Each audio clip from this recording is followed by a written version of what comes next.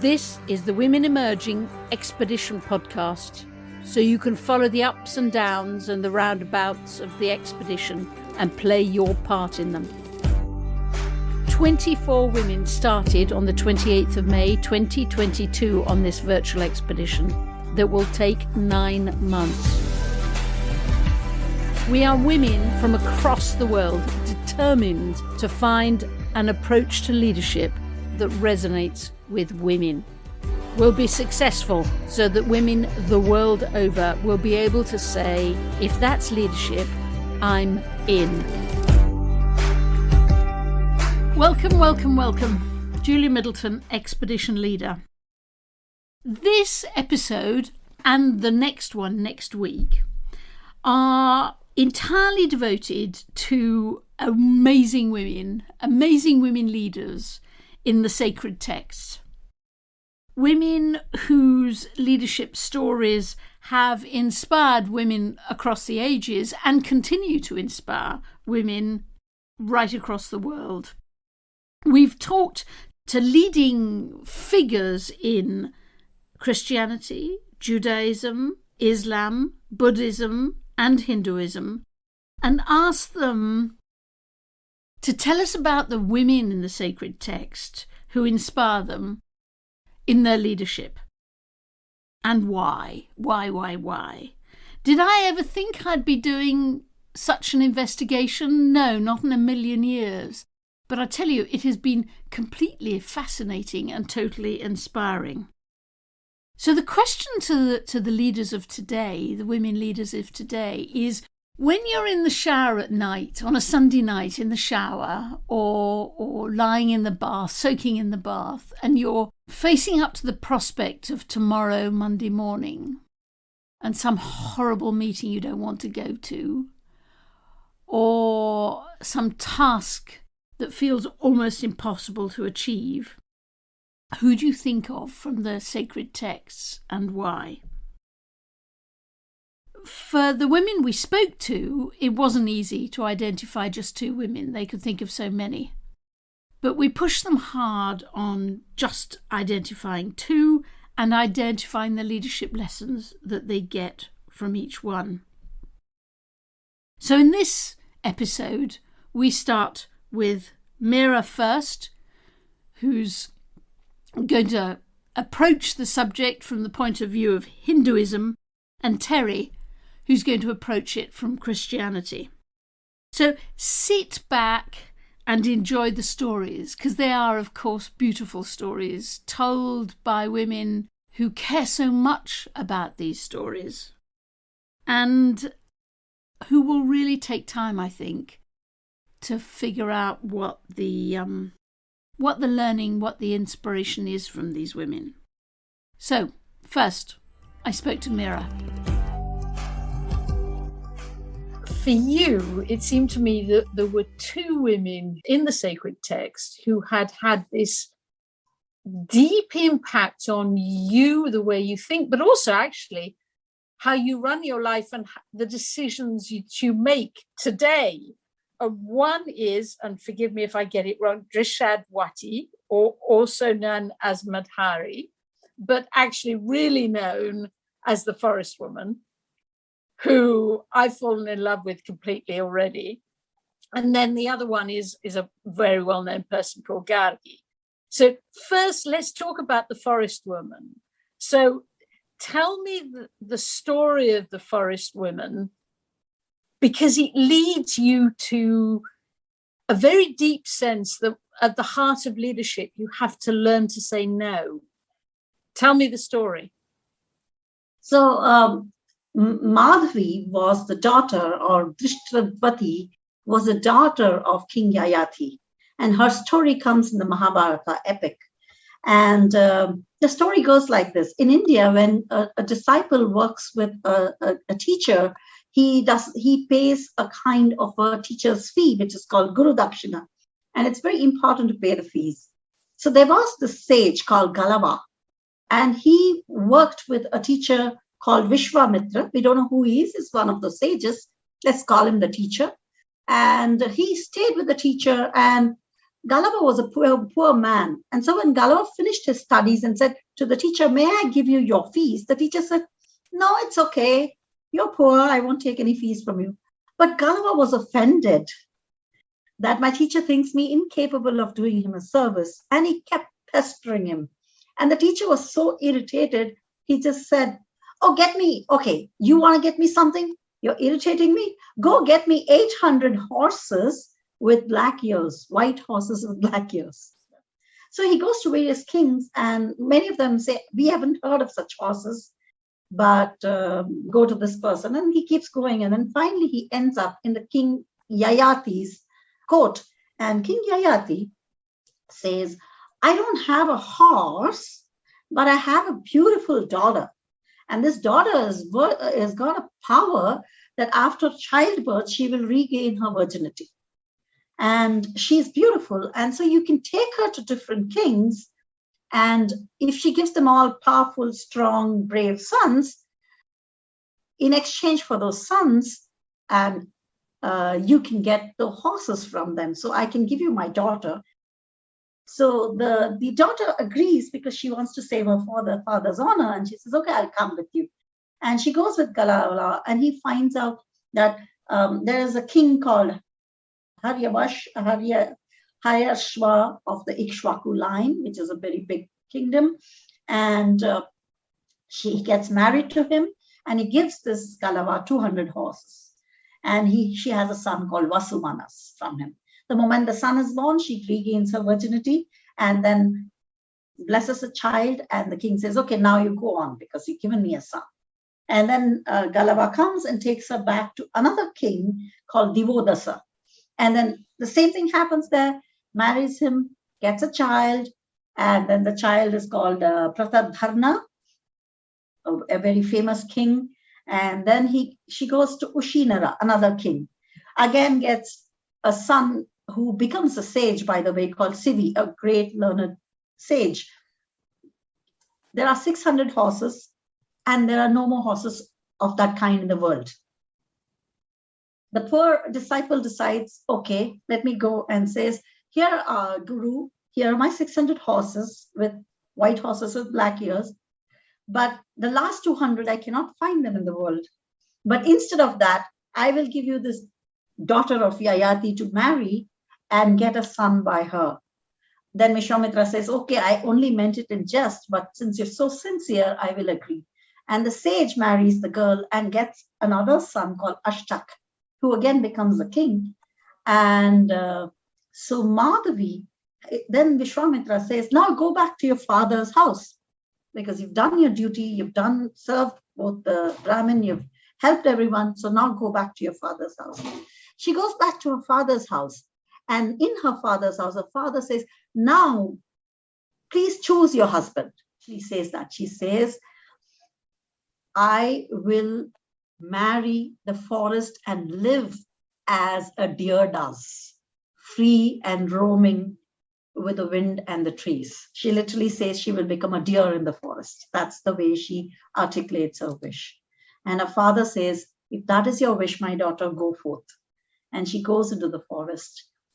So in one sense, in one strong decision, she said no, because it's like her choice, her actual choice, not duty, not honor, not relationship, not love, no kind of social, economic, world pressure, independent of all of this.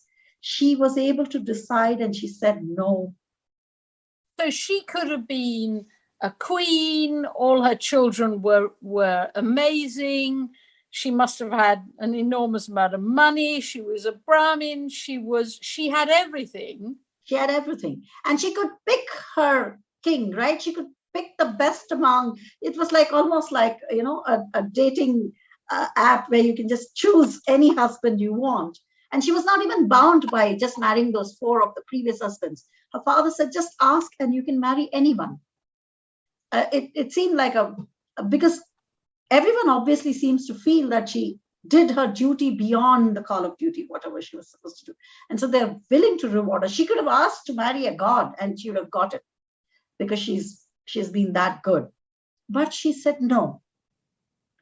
Okay, so why does that story mean so much to you, Meera?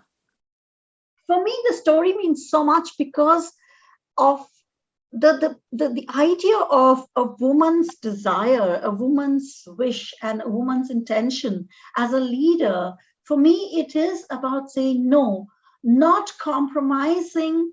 You know, a lot of times we go after good things because the world says it's good, right? So marriage is good for you, staying alone is good for you, working at home is good for you, having children is good for you. So as a woman, you're always being told what is good for you.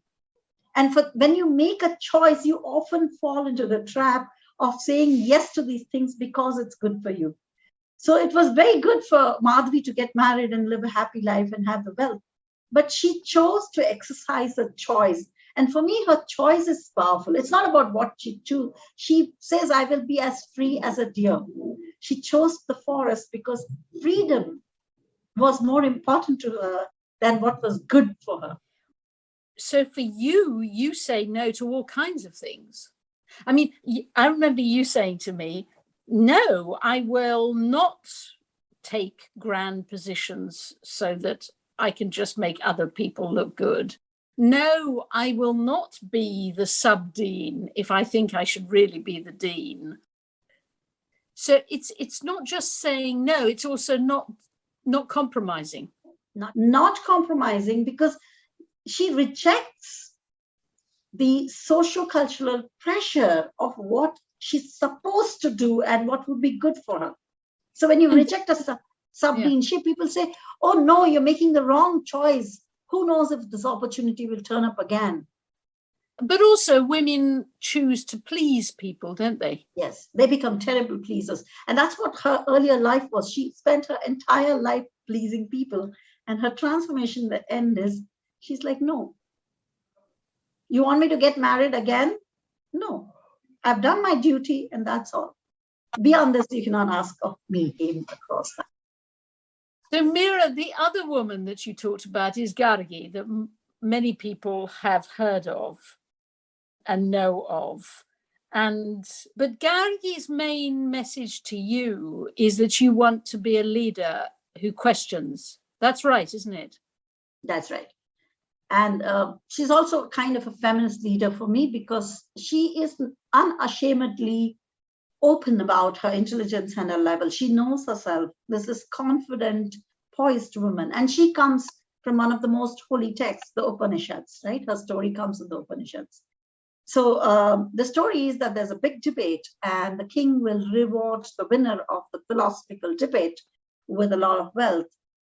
So Yajnavalkya, one of the most strongest contenders for that, who knows a lot.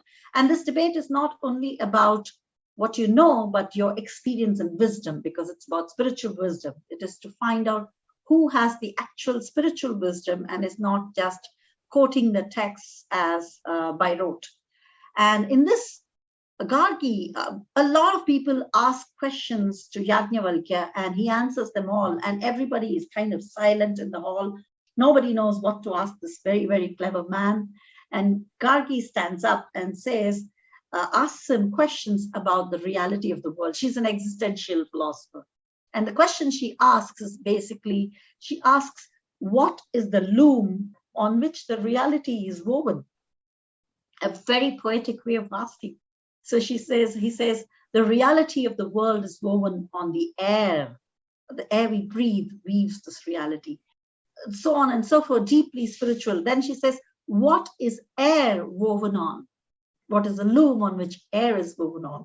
And she keeps asking and asking and asking, till finally you're supposed to end up with the answer that the great God Brahman, the great existence, knowledge, bliss, is the ultimate loom on which the entire creation is woven.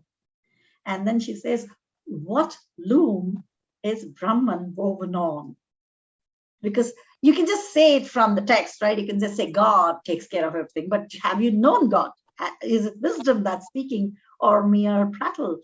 And when she asks it, Yajnavalkya hesitates and he says, Gargi, don't ask questions beyond this, because I cannot demonstrate my knowledge to you. And then he looks at her, and from that she gauges that he's not speaking of the text, but he's speaking from wisdom and experience. And then she replies back to him. She says, okay, I will not push you further than this. It's all right now. So for me, she is a leader who is self-confident, who is wise, and whose wisdom has inspired me to be a questioner, because asking the right questions is more important than giving all the answers. So I turned out to be a philosophy student because of her. And you didn't want to, well, you were a guru and you chose not to be one. Why? I think because I found that in a part of the guru's role is to answer questions and solve people's problems. And I feel that people can solve their own problems. What you need to do is to ask them the right questions, and they can figure out the answers themselves. And the whole point of the guru became like, you make your disciples codependent on you. And for me, Gargi did not tell Yajnavalkya, become my disciple, I will teach you wisdom. She just let the student shine by asking him the right questions. She did not give any solutions. She didn't write a treatise. She did not give a huge commentary on something. She just asked questions. And for me, when I was going to be a guru, I realized that I was not being Gargi. I was trying to solve people's problems, teach people stuff. And then I figured out that everybody is a light unto themselves. They can figure out their problems. So all you need to do is sometimes ask them some questions. People don't expect gurus to ask questions. People expect gurus to give them answers. So I became a philosophy teacher, and all the time I'm sitting question papers and asking my students questions. I bet you if I sat on a bus with you, you'd be asking people questions, not just your students. No, I do ask questions even in the bus. Meera, I so want to be on a bus with you. Thank you so much, Meera. That was delicious. Next is Terri, whose stories are rooted in Christianity. Terri, tell us about two women in original texts whom you look to when you're thinking about leadership and your own leadership. I'd have to say the first one is Deborah, who is named in the Hebrew Bible, what Christians call the Old Testament, in the book of Judges. She's a judge. The text actually calls her a prophet. She's unique in that she's given this title and named a prophet and a judge without any complications, without any excuses. She just is a judge. She is a leader. The practice at the time is that you sit where the people can find you, and the people come and bring their disputes to you. And so Deborah does that, and she's described as sitting under her own tree, right? And that's something that normally only a man would do. And I think what I really love about Deborah's story is that there are no excuses made for who she is. She herself operates and owns that role of leadership with the people. I think one of the most important aspects of leadership is to be comfortable in your own skin and to be comfortable with where you are and to operate in it and not to be afraid of it or even to make excuses of why you're there or how you do what you do. She's a woman and she's just a prophet. She just is what she's been called and assigned to be, and makes no apologies for that. Does what she does as a woman and is fully acknowledged and accepted for that. I think a lot of times women feel that there's some accommodation that they have to make about either their femininity or how they approach a role. We think we have to step into a system and assimilate into it, as opposed to bringing who we are and how we do things or how we may think about things to the environment. And that's especially true in areas like religion, where men have dictated how things are done, and even dictate the dress, how people, what you wear. I don't like wearing clergy collars, because to me they're a male article of clothing, and I've got to put this male article of clothing on in order to have this visible symbol, right, of the authority. And we don't see Deborah really worrying about those things. She just is. She's I'm a judge, I'm a prophet, and that's who I am. And the text gives her that place, which is also unusual. There's no like little explanatory note about how she got to be who she is, or she was this, but there's none of that kind of language. She just is who she is, makes no excuses, operates in ways that society at the time might have assigned to a man, but she makes no excuses, shows no weakness, shows no discomfort or reluctance to simply operate as a prophet and a judge. She just is, and she does those things, and she's accorded that respect because of that, I think. And your other one is Mary. My other one is Mary. Yeah. Mary's story is painful and difficult. I mean, she becomes pregnant at what scholars think is probably about 14 years of age. Joseph hears this information and knows that that the law would determine that she be put to death. And the angel in the text, the angel comes to him and say, no, it's true. It's really true. So she's living through immense shame. We think teenage unwed moms go through a lot now. Well, for Mary, that was death. There's no coming back from that, right? There's no restoration from that. And yet she's given a promise.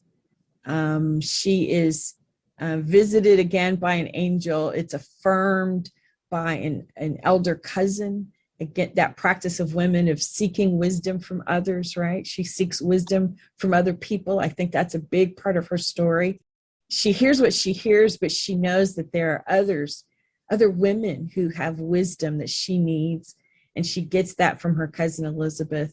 And she so believes in what she's been told will happen to this baby that, Jesus is, it's hard, he's in the temple at age 12 talking with the religious leaders, just like he's in seminary. That's unusual. We know that in that culture, women were the ones who, before the young boys were able to go off to study with the male leaders, it was the women who taught them. So there's another sense of her power and her belief in that vision, because she raised this amazing human. And the first miracle that Jesus does is at his mother's prodding, even though he's kind of annoyed with her for, saying, Mom, it's not time yet. It's not time. But she knows what he's capable of. She knows what he can do. And she never has a sight. She's never the one that tries to discourage him. Even when she's witness to the crucifixion. So to see your dream and your vision literally killed in front of you. And yet we know that she becomes one of the very first followers of the Jesus movement. I often joke and say, of all the people that are recorded that Jesus saw after his resurrection, I really believe that Jesus stopped by his mom's house. I think he made sure that somehow she knew, but she never loses sight of that. When we have vision in leadership, we have to hold on to it. There will be ups and downs. I mean, I've been in my own role almost 5 years, 2.5 years into it. There's a pandemic. Lots of stuff I want to see happen. But the perseverance of either the vision that you've been given is a clear one, and sometimes you have to know when to shift. But the belief that what you've envisioned can happen, and that vision isn't always accomplished by you or by you alone. One of my mentors said, when you're in school, everything is about evaluating you and how well you do. So we get used to being told that we're successful based on what we do. In leadership, he said, the higher you go and the more responsibility that you have, the more success will depend on what you enable other people to do. we can look at Jesus and say the success of that mission had a whole lot to do with who Mary was and how Mary believed in Mary's own faith. But I don't imagine that she was the kind of person who was walking around saying, look, see what I did? Yeah, that was my idea. And real leadership isn't about that. I mean, if you're fighting for credit all the time, chances are the credit probably isn't justifiably yours. If the credit belongs to you, you'll get that credit. And isn't the most important thing that what you have envisioned actually happens, whether or not you get full credit for it or not. I worked for someone once who needed to have vocal credit for everything that happened. And I said to her once, I said, don't you realize that the success of this place reflects well on you, whether you had a thing to do with it or not? The fact that this organization thrives and you're the leader means that something is going well. And people are going to ascribe that to you, whether you claim it or not. But if you fight for it all the time, then people begin to raise questions about what your real motives are. So I think Mary's a good example of accomplishing something through other people for which she doesn't really get a whole lot of credit. Terri, that was indeed wonderful. You can see why I've been enjoying doing these 2 episodes on faith. There's so much learning, I don't really have much to say. The need to say no, the need to ask questions, the need to sit under your own tree, the need to never lose sight of the vision or to claim credit for it. But it has to be said from this episode, the strongest image that will never go away from me, I think, is the possibility of one day being on a bus with Meera, who used to be a guru. The thought of being on a bus with Meera, asking masses of questions of everybody in the bus, and they don't know that she's a guru and she should have the answers. What an episode. These are powerful lessons from women who lived a very, very, very, very, very long time ago, who were undeniably leaders, even if they weren't always recognised as such. As we close off, just really important to do this shout out. We've just fixed the second of the lives with Hinamoa on Thursday the 18th of August at 8:30 p.m. UK time. If you want to know more about the details of the live, go to us on Women Emerging on LinkedIn, Facebook, Twitter or Instagram. But do join us or pick it up afterwards, of course.